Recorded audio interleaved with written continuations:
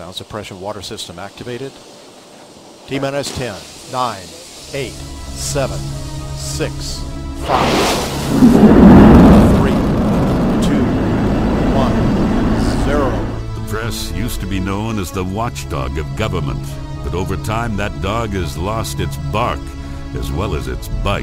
Fortunately for Nashville, there's a new dog on the porch. He's someone they know and talk about inside both the State House and the Metro Council. He's Carl Boyd Jr., the new watchdog of government and the host of Nothing But the Truth.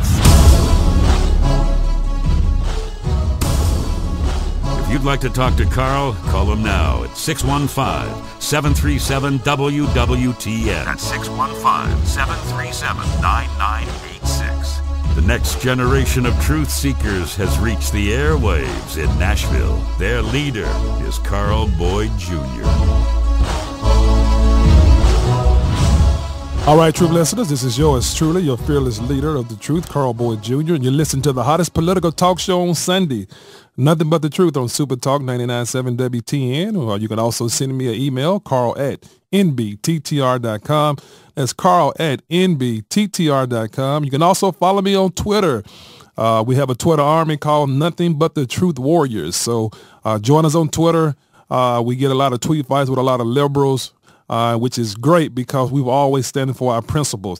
All right, we have a U.S. representative for the Tennessee 7th Congressional District, and she's been serving since 2003. She also serves on the House and Energy Commerce Committee, where she's the vice chair of the subcommittee on commerce, manufacturing, and trade. As the CMT vice chair, she also sits on the subcommittee on oversight. And she also serves on two other critical energy and commerce committees, Health and Communications and Technology. Congressman Marsha Blackburn. Congresswoman, how you doing? Welcome to the program today. It is so good to be with you. Thank you. This is the first time we've been together, right? Yeah, it is. Yeah, I know. We've tried 2 or 3 times to get things scheduled and just haven't been able to make the time work. And I am just so excited now that the election's over and yes, I'm home for a weekend and out doing things with the grandbabies that we can make this work. Right. First of all, congratulations on your re-election. You ran against nobody, right? No. I know. Let me stop. I mean, basically, it was nobody. It was like 92. Anyway, but congratulations on your re-election. Thank you. You've done a great job. I'm happy that you represent the state of Tennessee as well. I want to talk to you real quick. A couple of issues I want to talk about. First of all, this Benghazi issue has been in the news. It seems as if the media didn't want to cover it. Now all of a sudden sex is involved with Juniper Petraeus. Now the media want to cover it. And all because of the sex, now we're finding out the truth behind this Benghazi scandal. What is your take on this Benghazi scandal? Well, I think there are a couple of things that are of concern to us and that every American should be asking. And here is what these items are. Number one, why did our government ignore all the indicators that were there? The indicators that we were going to have an attack were the Libyan government told us that there was something out there. We had a couple of preliminary attacks, some little scatter attacks that were taking place. So we knew that there were people that were trying to attack us. We knew that Al-Qaeda was resurgent, not only in Libya, but throughout the entire north of Africa. You're seeing this take place, and that is of concern to all of us. So, and plus, the final indicator is the ambassador himself, who cabled to Washington and said, we need to step up our security because of these little scatter attacks that we've had, the bombing of the gate. Right. The Libyan government is telling us that we need to step up our security. So, you had all of these indicators. And why did this White House administration not take the advice of the host country and of the ambassador and address the resurgence of Al-Qaeda. And basically, it has metastasized through North Africa, and they were being told this, but they chose to do nothing about it. Right. When you That's the first thing. That's the first thing. And then the second thing, Carl, that people should be asking is, what happened during the attack? Why did we not send in any help? And, of course, you know, General Petraeus did a good job of shedding some light on that when he went to the committee. And then the third thing people need to be asking about is, look, after this happened and after you changed your mind, administration and President Obama, why did we not go after these people? You know, if you don't retaliate against Al-Qaeda, what do? They come back and they hit you again. Exactly. Truth listener, you're listening to U.S. Representative from my great state, Tennessee, Congresswoman Marsha Blackburn. When you see Susan Rice going on 5 different networks on one day, pontificating this about a video, what does this make you believe? Well, it says to me, and I think this is one of the things that we found out from General Petraeus' testimony this week. You know, it says that what they did was to say, oh, we need to change these talking points.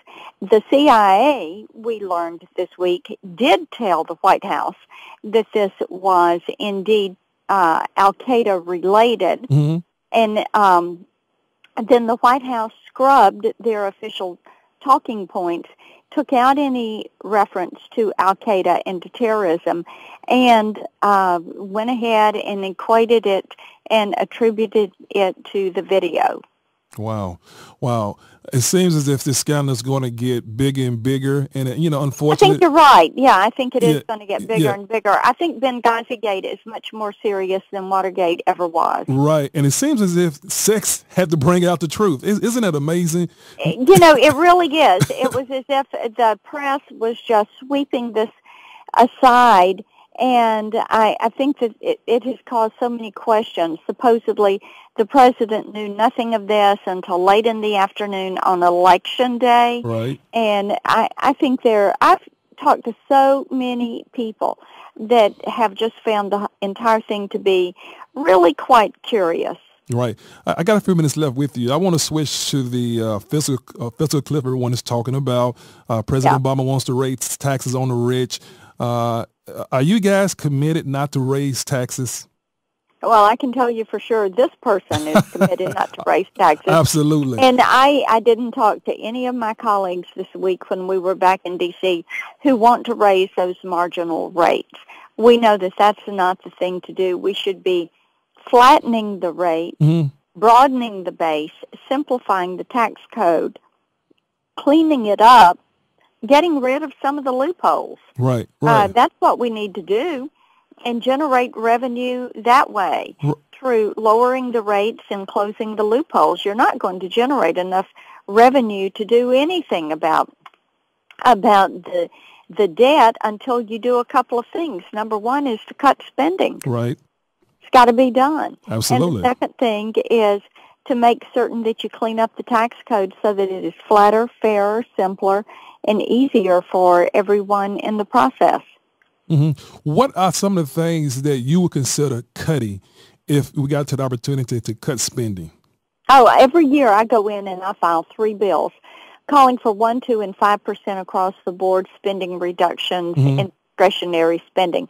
And Carl, I've done that every year that I've been in Congress. Had we been following my legislation of across-the-board cuts, we wouldn't be having these discussions, and there wouldn't be any of this talk of a fiscal cliff. And by the way, Republicans have been talking about this was going to happen as we came up to 2013, and as all the Bush tax cuts expired. We've been talking about this for a couple of years and saying, you know, you need to be taking these steps. House Republicans have passed all the bills that are necessary to forestall this and to keep it from happening. But, you know, you've got the Democrats that they don't want to do any cuts. What you have the White House and the Democrat leadership in D.C. wanting to do is to raise taxes on what they consider to be wealthy, and that number continues to change. Right. Sometimes it is households making more than $50,000. Sometimes it's households making more than $250,000. It just changes all the time. Right. Congresswoman, isn't it strange? Even Bill Clinton last summer said raising tax on the rich is not going to get it done. So obviously, if Bill Clinton is saying that, and we know how liberal he is, then that should tell you something about President Obama. Well, and Carl, there was a great article in the Wall Street Journal this week, and it went back through President Kennedy's policy and the way he spurred the growth of the economy when he was president was to, guess what, cut taxes. So there you go. Right. It's the right thing to do. All right. You gave us some really good information here. Are you planning on cooking this Thanksgiving? I am. Oh, you are. So are you frying the turkey? Are you grilling the turkey? Or are you putting it in the oven? Do you know what? I bake my turkey. And what I do is on Wednesday night, I actually do a pasta meal for my children and friends that are running on Thursday morning in the Boulevard Bowl. Mm-hmm. Okay. Then on Thursday, I prepare turkey dressing, generally do a pecan pie, an apple pie. We do something with pumpkin. I'm not sure exactly what I'm going to do this year, but yeah, it'll be fun. And what's your favorite dessert? Oh, my favorite dessert, that's a hard one. It's anything involving chocolate. And make sure make sure you email me your address so I can be right over there so I can get my plate. I tell you, well, I'll probably put some of my recipes and what I'm doing for Thanksgiving, and people can follow me. It's at Marsha Blackburn, and Facebook is Marsha Blackburn, and so I hope they'll stay in touch. All right, give your Twitter again, Facebook, Twitter, and all of that good stuff. One more time. It's at Marsha Blackburn is my Twitter, and Facebook is Marsha Blackburn, and the website's blackburn.house.gov. All right, hear the music. Hey, Congresswoman Marsha Blackburn, thank you for taking time out of your busy Sunday, and you have a happy Thanksgiving. Good to be with you. Thanks. All right. When we come back, Lori Cardoza Moore will be in the Truth Zone. Keep it right here on Super Talk 99.7 WTN if you want the truth. Nothing but the truth with Carl Boyd Jr. on Super Talk 99.7 WTN.